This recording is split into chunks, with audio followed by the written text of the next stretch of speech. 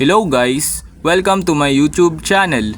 Ngayon ay tuturuan ko kayo kung paano i-turn off ang memories sa Messenger app.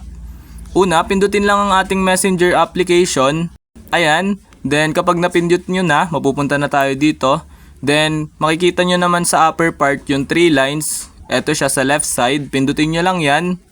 Then kapag napindot nyo na, kasunod nyo naman na gagawin is makikita nyo naman yung setting sign sa upper part. Then sa right side, pindutin nyo lang yun. Ayan, then kapag napindot nyo na, andito na tayo. Then ang gagawin naman natin is scroll up lang natin. Ayan, scroll up lang natin. At hanapin natin yung memories. Ayan, kung makikita nyo na dito yung memories na ito siya. Nakasulat memories. Ang gagawin nyo kapag nakita nyo na, pindutin nyo lang yung memories.